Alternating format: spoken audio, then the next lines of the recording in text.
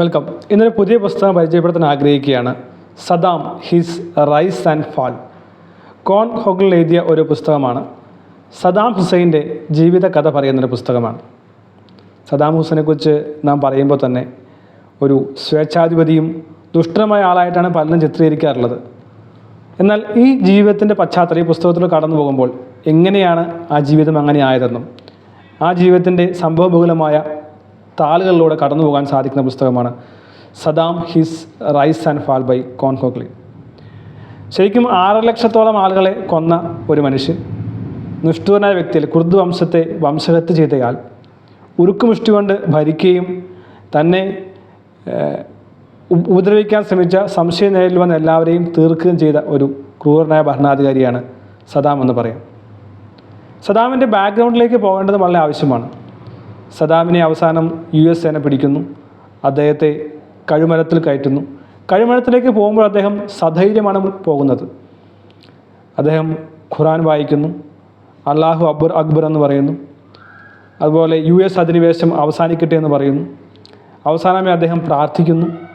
ആരാച്ചാർ അദ്ദേഹത്തെ ആ കഴുമരത്തിന് മുമ്പിൽ കൊണ്ടുവന്നപ്പോൾ മുഖം മറയ്ക്കാൻ ശ്രമിച്ചപ്പോൾ അത് വേണ്ട എന്ന് പറയുന്നു. തന്നെ തോക്കുകളുടെ മുമ്പിൽ നിർത്തി നെഞ്ചിൽ വെടിവെച്ച് എന്നെ കൊല്ലമെന്ന് അദ്ദേഹം ആവശ്യപ്പെടുന്നു. അത്രമാത്രം തീഷ്ണമായ ധൈര്യശാലിയായ ഉരുക്ക് മനുഷ്യനായിരുന്നു സദാമെന്ന് നമുക്ക് പറയാൻ സാധിക്കും. എങ്ങനെയാണ് അദ്ദേഹത്തിൻ്റെ ജീവിതം അങ്ങനെ ആയത്? ഈ ജീവിതകഥകളൊക്കെ വായിക്കുമ്പോൾ ചില കാര്യങ്ങളൊക്കെ പോസിറ്റീവായി നമുക്ക് മനസ്സിലാക്കുവാൻ സാധിക്കുമല്ലോ. എന്തായിരിക്കാം ഈ കഥയിൽ നിന്ന് നമുക്ക് മനസ്സിലാക്കുവാൻ സാധിക്കുന്നത്? സദാം ഹുസൈൻ്റെ റൈസ് ആൻഡ് ഫാൾ എന്ന കഥയിൽ നിന്ന് എന്തായിരിക്കും മനസ്സിലാക്കാമെന്നുള്ളതാണ് കോൺ ഹോഗ്ലി പുസ്തകത്തിലൂടെ പറയുന്നത്. അപ്പോൾ ഏത് വ്യക്തിയെ ജീവിതം എടുത്താലും ഏത് ചരിത്രം എടുത്താലും നമുക്ക് പഠിക്കാനുണ്ട്, വിമർശിക്കാനുണ്ട്. പക്ഷേ ചില കാര്യങ്ങൾ നമുക്ക് മനസ്സിലാക്കുവാൻ സാധിക്കും. ഞാൻ ഈ പുസ്തകം വായിക്കുമ്പോൾ ആ ഒരു ആംഗിളിലാണ് ഇതിനെ ചിന്തിക്കുകയും അതിനെ കാണുകയും ചെയ്യുന്നത്. ഒരു ഗോത്രവർഗത്തിലാണ് അദ്ദേഹം ജനിച്ചത്. അദ്ദേഹത്തിൻ്റെ അമ്മ സബ. ശരിക്കും ആ ജീവിത ചരിത്രം ആരംഭിക്കുമ്പോൾ, ജനനം ആരംഭിക്കുമ്പോൾ തന്നെ നമുക്ക് ഒരു വളരെ ഇമോഷണലായി പോകുന്നൊരു സ്റ്റോറിയാണ് സദാമിൻ്റെ എന്ന് മനസ്സിലാക്കുവാൻ സാധിക്കും. സദാം ഉണ്ടാകുന്നതിന് മുമ്പേ സദാമിൻ്റെ പിതാവ് മരിക്കുന്നു. ഒരു സഹോദരൻ ഉണ്ടായിരുന്ന സഹോദരൻ മരിക്കുന്നു. വളരെയധികം ബുദ്ധിമുട്ടേറിയ ഘട്ടത്തിലൂടെയാണ് സദാമിൻ്റെ അമ്മ സബ കടന്നു പോകുന്നത്. ഈ ഗർഭം ഉണ്ടായത് തന്നെ വലിയ ബുദ്ധിമുട്ടായി എന്ന് വിചാരിച്ചുകൊണ്ട് അബോർഷനായി ശ്രമിക്കുന്നു. പിന്നീട് സൂയിസൈഡ് ചെയ്യാൻ ശ്രമിക്കുന്നു. അങ്ങനെ വലിയൊരു ഡിപ്രഷൻ സ്റ്റേജിലേക്ക് കടന്നു പോവുകയാണ്. കുറേ വിഷം പോലുള്ള സാധനങ്ങളൊക്കെ കഴിച്ച് ഈ കുഞ്ഞിനെ എങ്ങനെയെങ്കിലും തീർക്കാനായിട്ട് ശ്രമിച്ച ഒരു അവസരമുണ്ടായിരുന്നു. എന്നാൽ ജൂ ഫാമിലി അവരെ കണ്ടെത്തുകയും അവരെ സഹായിക്കുകയും ചെയ്തു. അങ്ങനെയാണ് സദാം ജനിക്കുന്നത്. അപ്പോൾ അമ്മ ഈ പേരിടാൻ തന്നെ കാരണം സദാം എന്ന വാക്കിൻ്റെ അർത്ഥം സ്റ്റബോൺ എന്നുള്ളതാണ്. മേ ബി പോരാളി എന്ന് വേണമെങ്കിൽ പറയാം. അങ്ങനൊരു പേരാണ് സദാമിന് നൽകിയത്. സദാം ഒരു പോരാളിയായിട്ടുള്ള, സ്റ്റബോൺ ആയിട്ടുള്ള, തൻ്റേടിയായിട്ടുള്ള വ്യക്തിത്വമാണെന്നുള്ളതാണ് ഈ പുസ്തകത്തെ വായിക്കുവാൻ സാധിക്കുന്നത്. അപ്പം അങ്ങനെയാണ് സദാമിൻ്റെ ജന്മം എന്ന് പറയുന്നത്. പക്ഷേ വേറെ കാര്യം കൂടി നമുക്ക് മനസ്സിലാക്കുവാൻ സാധിക്കും. സദാമിൻ്റെ പിതാവ് നേരത്തെ മരിച്ചു, അല്ലെങ്കിൽ നാട് വിട്ടു എന്ന് നേരത്തെ പറഞ്ഞു. സദാമിൻ്റെ അമ്മ വിവാഹം കഴിക്കുന്നുണ്ട്. ഈ സ്റ്റെപ്പ് ഫാദർ അല്ലെങ്കിൽ രണ്ടാം അച്ഛൻ വളരെ ക്രൂരനായിരുന്നു. സദാമിനെ ശരിക്കും മാനസികമായും ശാരീരികമായും പീഡിപ്പിക്കുകയായിരുന്നു. ഈ പീഡനങ്ങളൊക്കെ സഹിക്കാൻ സദാം തയ്യാറായിരുന്നു. പക്ഷേ പഠിക്കാൻ അനുവദിക്കില്ലായിരുന്നു. പഠിക്കാൻ സ്കൂളിൽ പോകണമെന്ന് പറഞ്ഞാൽ തല്ലും, ചവിട്ടും. കൃഷിയിടത്തിൽ കൊണ്ടുവന്ന് പൊരി വെയിലത്ത് നിർത്തി ചെളിയിൽ കിടന്ന് ഉരുളിക്കും, മണ്ണിൽ കിടന്ന് ഉരുളിക്കും, അടിക്കും.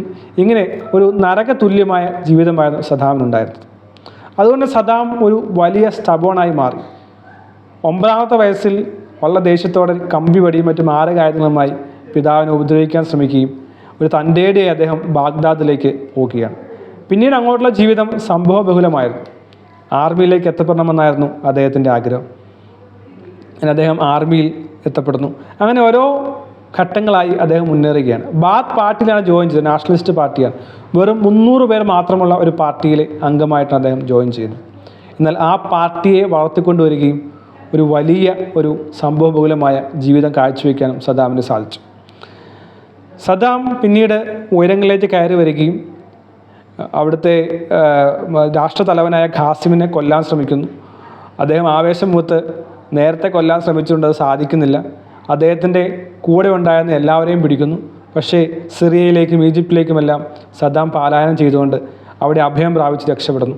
അപ്പോൾ ഈ സദാമിന് വെടിയേൽക്കുന്നുണ്ട്. വെടിയേൽക്കുമ്പോൾ കത്തികൊണ്ട് തൻ്റെ ശരീരം കീറിയ വെടിവണ്ടിയെല്ലാം എടുക്കാനുള്ള മനോധൈര്യമെല്ലാം കാണിക്കുന്നതെല്ലാം നമുക്ക് കാണുവാൻ സാധിക്കും.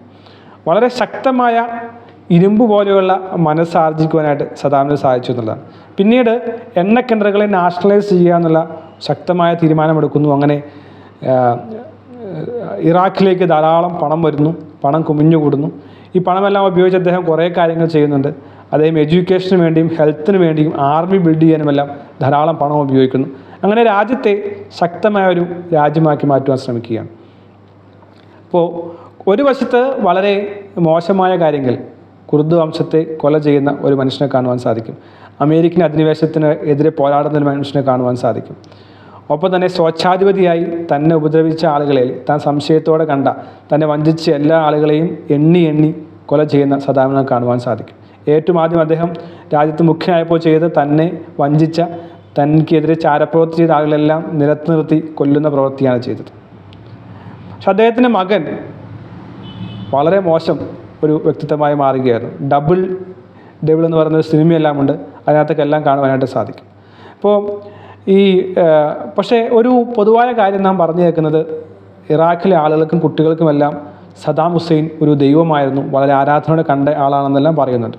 കുറേയൊക്കെ അത് ശരിയാണ്. പക്ഷെ മറ്റൊരു വശം നാം മനസ്സിലാക്കുവാൻ സാധിക്കുന്നത്, സ്കൂളുകളിലെല്ലാം നിർബന്ധമായിരുന്നു സദാം ഹുസൈനെ ആരാധനയോടെ കാണുകയും പഠിപ്പിക്കുകയും ചെയ്യണമെന്നുള്ളത്.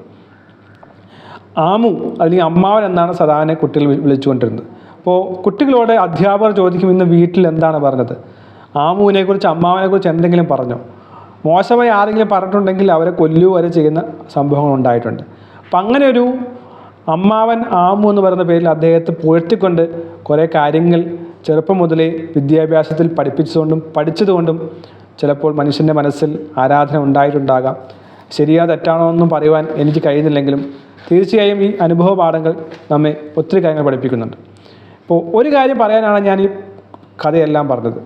ചെറുപ്പകാലത്തുണ്ടാകുന്ന അനുഭവങ്ങൾ മനുഷ്യൻ്റെ ജീവിതത്തെ വളരെയധികം സ്വാധീനിക്കും. ഒരു മനുഷ്യനെ നല്ല മനുഷ്യനാക്കാനും ചീത്ത മനുഷ്യനാക്കാനും സോഫ്റ്റും ഹാർഡുമാക്കാനുമെല്ലാം സ്വാധീനിക്കുന്ന കാലഘട്ടങ്ങൾ ചെറുപ്പത്തിലുള്ള കാലഘട്ടമാണ്. നമ്മുടെ ബ്രെയിൻ ഗ്രോത്തും മൈൻഡ് ഗ്രോത്തും എല്ലാം സംഭവിക്കുന്ന കാലഘട്ടം തീർച്ചയായും വളരെ ശ്രദ്ധിക്കേണ്ടതാണ്. അപ്പോൾ ഒരു മാതാപിതാക്കൾ അല്ലെങ്കിൽ പിതാവോ മാതാവോ ആണെങ്കിൽ ഏറ്റവും ശ്രദ്ധിക്കേണ്ടത് തൻ്റെ കുട്ടികൾക്ക് കൊടുക്കാൻ കഴിയുന്ന ഏറ്റവും വലിയ ഇൻവെസ്റ്റ്മെൻറ്റ് എന്ന് പറയുന്നത് ചെറുപ്പത്തിൽ കൊടുക്കുന്ന നല്ല വിദ്യാഭ്യാസവും നല്ല മൈൻഡ് സെറ്റും നല്ല സിസ്റ്റംസും ലൈഫ് സ്റ്റൈൽസും വാല്യൂസും എല്ലാമാണെന്നുള്ളതാണ്. ഞാൻ സദാം ഹുസൈൻ നല്ലതാണോ ചീത്തയാണോ എന്ന് പറയാൻ ഉദ്ദേശിക്കുന്നില്ല. പക്ഷേ ഒരു മർമ്മപ്രധാനമായ ഏറ്റവും പ്രധാനപ്പെട്ട കാര്യമായിരുന്നു തൻ്റെ ജീവിതത്തിൻ്റെ പ്രാരംഭ കാലഘട്ടങ്ങളിൽ ഉണ്ടായിട്ടുള്ള അനുഭവങ്ങൾ. അത് അദ്ദേഹത്തിൻ്റെ ഭാവി നിശ്ചയിച്ചത്. എത്രമാത്രം കാഠിനമേറിയ അനുഭവം അദ്ദേഹത്തിനുണ്ടായോ അത്രമാത്രം കഠിനനായ ഒരു മനുഷ്യനായി മാറുവാൻ സദാമിന് ഇടയാക്കി എന്നുള്ളതാണ്.